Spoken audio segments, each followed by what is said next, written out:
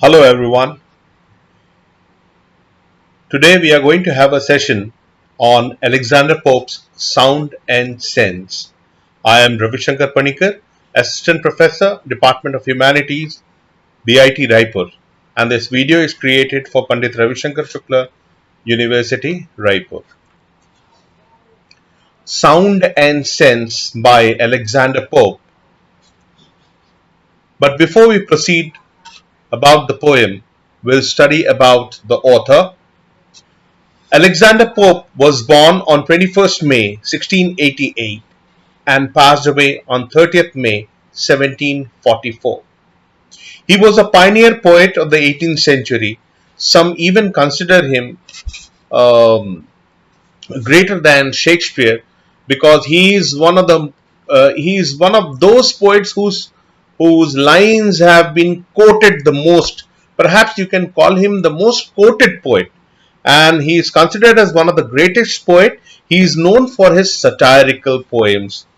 And now he belonged to a time when there were new things coming up in the entire world, and then he was the one who pioneered the movement called Enlightenment movement. He was the one who saw reasoning and rationalism behind everything. So he never took anything without testing, and he suggested everybody not to take anything without testing, finding reason behind it. One of the very famous works that you'll come across of Alexander Pope is The Rape of the Lock. It's one of the best satirical mock heroic poem ever written. And then there's another poem written, an essay on criticism. This particular poem, essay on criticism, is important for you because this particular extract of Sound and Sense is a portion taken from an essay on criticism. Now let's see what is in the poem Sound and Sense. You see there are two words, sound and sense. Both start with the same consonant, and it's all about sound. It's all about tone. It's all about meter. It's all about rhythm. You understand what is intonation. In short, if I explain you without going much into the technical details, it is with the tone that you communicate your mood to the others, isn't it? So it is with the tone that you communicate, whether you are angry, whether you are happy, whether you are irritated, whether you are questioning, whether you are surprised, isn't it? It is the same way that you do your reported speech or narration, isn't it? For example, there is a sentence called "What a garden! What a garden!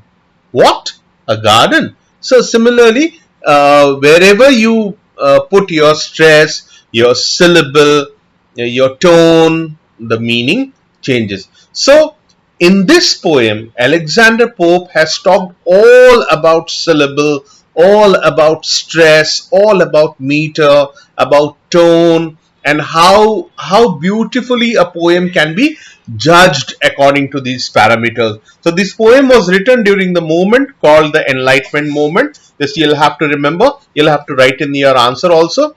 It is a poem on poems. Pope uses the tools of rationalism and reasoning to get across his point. You'll see how he, like a very nice advocate, he fights his argument, and he talks about what makes a good poem. Then it is an extract from Pope's famous poem, An Essay on Criticism. Alexander Pope tried to criticize many peers through this poem. He talked about people, what kind of critics are there. There are critics who downrightly demotivate the writer by saying that, oh, you are a very bad writer, you should not write. Then there are critics who, with the use of words, they motivate the writers. They can say this could have been this way rather than saying no, this is bad. So it is more like a suggestive criticism rather than a demotivating criticism. Alexander Pope tried to criticize many peers through this poem. satire on the art of criticism and also about writing poetry. This poem is like a satire on the art of criticism and also about writing poetry. It is an art that is developed and nourished. What is an art? Poetry is an art that needs to be developed and nourished. Then poetry should have a balance of sound and content. It is not that you use lots and lots of flowery words, lots of rhythmic words, but your content is zero. Similarly, if your content is good, but then you flounder in your rhythm, there is no meter, then there is no balance of the sense and the sound, then the poetry also loses its charm. So it should have a balance of both sound and content. And this poem is full of allusions. What is an allusion? Allusion is indirect references of places or people that a poet or an author makes in his writing. For example, India was always referred at Sone ki Chidiya or the golden bird. So this golden bird, whenever in a sentence is referred ki that this particular gem has come from the nest of the golden bird becomes an allusion that describes India.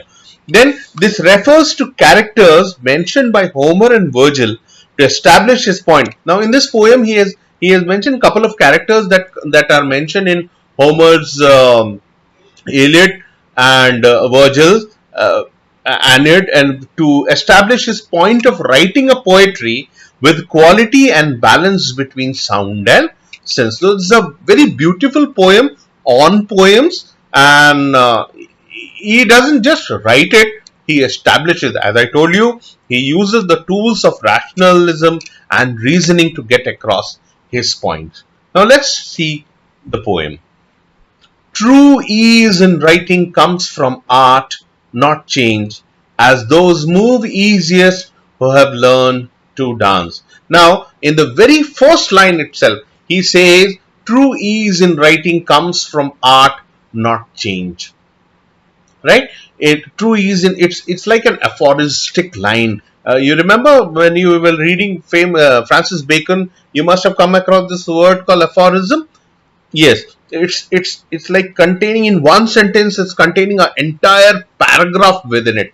So true ease in writing comes from art. It's true ease in writing means a smooth flow in your writing comes with practice, and it's an art. It doesn't come. It's not everybody's cup of tea.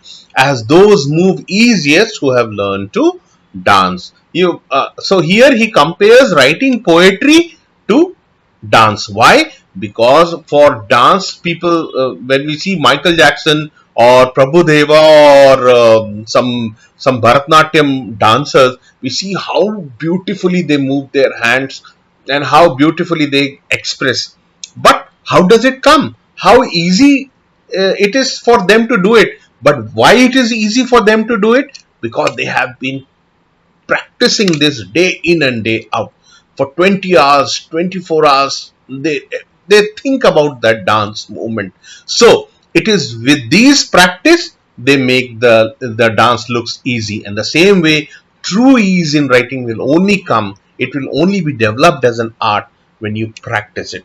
It is not enough to harshness gives offense. The sound must seem an echo to the sense. It is not enough. No harshness gives offense. That is, it is not enough that you keep on criticizing people about negative things. The sound must seem an echo to the sense. Whatever sound you are using in a poetry, it should reflect the content. That is, it should make sense. You should not use rhythmic words for the sake of rhythm, but that rhythmic word should fit into the context of it. It should have the full sense. Only then you use it. Soft is the strain when zephyrs gently